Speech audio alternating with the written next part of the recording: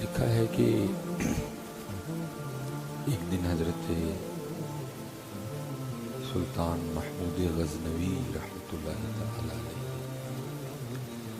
اپنے بڑے ہی محبوب غلام ایاز کو ایک انگوٹھی دی اور کہا ایاز کو اس طرح کی بات بتاؤ کہ اگر میں خوش ہوں تو غمگین ہوں اور اگر غمگین ہوں تو خوش ہوں. کیونکہ حضرت یہ حکمت عطیہ خداوندی ہے. اللہ جس کو چاہے نہ اس کا کوئی برادری سے تعلق ہے، نہ اس کا کوئی خوبصورتی سے تعلق ہے، اور نہ اس کا کوئی پیسے سے تعلق ہے. یہ اللہ کی عطا ہے. اللہ جس کو چاہے عطا اور اللہ عطا فرماتا ہے. اللہ حضرت محمود غزنوی رحمۃ اللہ تعالی علیہ آپ تو بادشاہ تھے اور عاشق رسول تھے. ان کے لیے کتابوں میں لکھا ہے کہ یہ ہر روز 1,00,000 بار حضور نبی پاک علیہ الصلوۃ والسلام کی بارگاہ میں درود و سلام کا تحفہ پیش کیا کرتے تھے. حضرت محمود غزنوی رحمۃ بڑے زبردست عاشق رسول تھے. اور کیونکہ ایک عادل حکمران تھے، سومنات فتح کیا، حضور نبی پاک علیہ الصلوۃ والسلام نے پھر کیونکہ اتنا زیادہ درود پاک پڑھنے کی وجہ سے اچھا خاصا وقت لگتا تھا. پھر ایک رات حضور نبی پاک علیہ السلام نے کرم نوازی فرمائی اور آپ کو خواب میں درود لکھی عطا فرمایا اور فرمایا محمود پڑھے گا تو ایک بار ہی لیکن ثواب 1,00,000 بار پڑھنے کا ملا کرے گا. اسی پر اس کا نام ہے درود لکھی. پڑھا کریں اپنے گھروں میں نا آپ معمول بنائیں درود لکھی، درود تاج، ان کو پڑھا کریں. آپ سپرے کے اثر کو تو مانتے ہیں لیکن پتہ نہیں اس کو کیوں نہیں مانتے. مکھیوں کا سپرے ہو رہا ہے، مچھروں کا سپرے ہو رہا ہے، ڈینگی کا سپرے ہو رہا ہے، وہ ہینڈ سینیٹائز ہو رہے ہیں. ان چیزوں کو مانتے ہیں، پتہ نہیں اس کو کیوں نہیں مانتے. اب ایسے کہتے ہوں گے نہیں ہم مانتے ہیں. اگر آپ مانتے تو آپ پڑھتے اپنے اپنے گھروں میں اس کو. ہم شاید ادھر سے مانتے ہیں، ادھر سے اگر ہم مانتے تو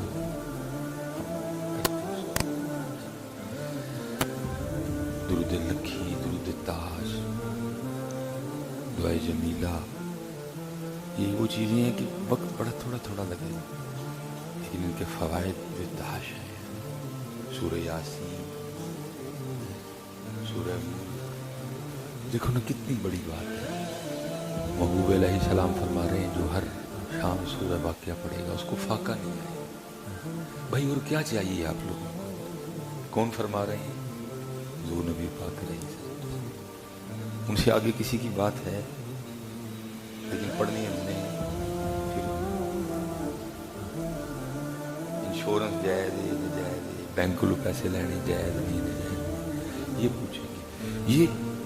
یہ جائز ہے، قرآن ہے. یہ نبی پاک فرما رہے ہیں جو ہر شام سورہ واقعہ پڑھے فاقہ نہیں. بھائی خود پڑھو، بچوں کو سکھاؤ، اپنی بچیوں کو سکھاؤ. ٹینشن فری ہے. جن کا سارا کچھ ہی ہے اللہ کی عطا سے، محبوب خدا ہیں، جب نائب اکبر ہیں، خلیفہ اعظم ہیں آپ اللہ پاک کے، آپ فرما رہے ہیں جو سورہ واقعہ ہر شام پڑھے گا فاقہ نہیں. پھر کیا چاہتے ہو اس سے زیادہ؟ لیکن کیا ہے پوری پھر ہوتی جڑی چھوڑ جائے گی، بینک کو بہ لینے جائے جو تیرے در سے یار پھرتے ہیں، در بدر یوں ہی خار پھرتے ہیں. جاؤ کھاؤ تھکے جا کے تمہارے نصیبوں میں تھکے. یہ حضرت سیدنا عبداللہ ابن مسعود رضی اللہ تعالیٰ عنہ، ان کے لیے لکھا ہے کہ ان کا بیٹا نہیں تھا، ان کی صرف بیٹیاں تھیں. اور یہ بڑے جلیل القدر صحابی ہیں، فقیہ تھے. تو حضرت سیدنا عثمان غنی رضی اللہ تعالیٰ عنہ کے زمانے مبارک میں ان کا انتقال ہوا. تو جب انتقال کا وقت قریب آیا نا تو حضرت سیدنا عثمان غنی رضی اللہ تعالیٰ عنہ آپ کی عیادت کے لیے تشریف لے، اور بھی کافی زیادہ باتیں ہوئی۔ تو آپ نے فرمایا عبداللہ تمہارے تو انتقال کا وقت قریب ہے، تمہاری حالت بتا رہی، تمہاری بیماری، تو اگر تم کہو تو میں تمہاری بچیوں کے لیے کوئی روز کے پیسے نہ مقرر کر دوں، تاکہ تمہارے انتقال کر جانے کے بعد تمہاری بچیوں کو کسی قسم کی پریشانی نہیں۔ ظاہر ہے والد کا انتقال ہو گیا، بھائی ہے کوئی، پھر کیسے ہوگا؟ پھر جیسے آپ آ کے سوال نہیں حضرت پیسے، بھائی جائز نجائز والا مسئلہ بعد میں، وہ ایک اور بحث ہے، میں آپ کی باتوں کا نہیں حضرت دیکھو نا پیسے جمع کرا چھڑنے، آپ پتہ نہیں 18 سال بعد کی حالات ہونے نے کی نہیں، لیکن یہاں سنو، تم تو 18 سال کی بات کرتے ہو، ذرا اسی وقت کی بات سنو۔ حضرت آپ کا انتقال ہو گیا اگر اس بیماری میں، تو بچیوں کا گزر بسر کیسے ہوگا؟ اگر عبداللہ ابن مسعود اگر تم کہتے ہو تو میں تمہاری بچیوں کا کوئی روز کا خرچہ مقرر کر دوں۔ آپ نے فرمایا امیر المومنین میری بچیوں کو آپ کے خرچے کی کوئی ضرورت نہیں ہے۔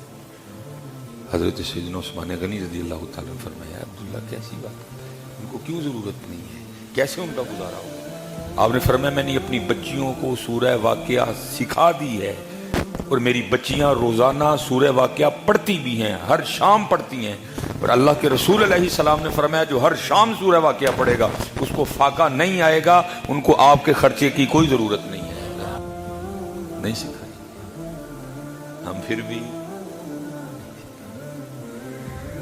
جو تیرے در سے یار پھرتے در بدر خار۔ دوسری گل میرے خیال سے درجی قربان صرف دو، ایک سورہ یاسین، دوسرا سورہ واقعہ، باقی میں نے کہہ رہا نہیں اس کو حضرت جی صبح وہ، شام کو یہ، اور پھر سورہ ملک، تینوں کو تو حضرت جی لازم کر لو، اللہ کی قسم ہے سکون اتر آئے گا آپ کی زندگی میں۔ پہلا فرمایا جو نماز فجر پڑھ کے سورہ یاسین پڑھے اس دن کے سارے کام اللہ کے ذمہ ہیں، کام اللہ کے ذمہ ہو گئے، ٹھیک ہو گئے۔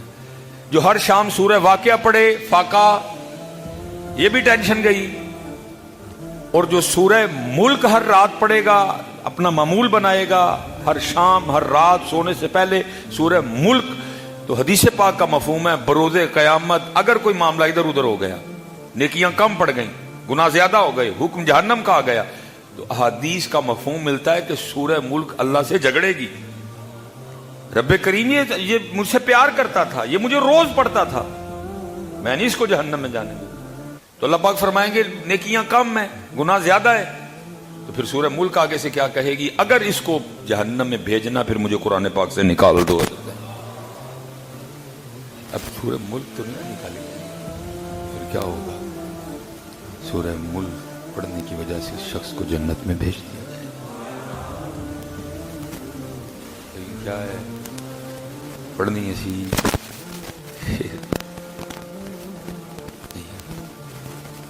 سکھاؤ اپنے بچوں کو، یہ وہ ویسے ویسے ویسے سکھاؤ اپنے بچوں کو۔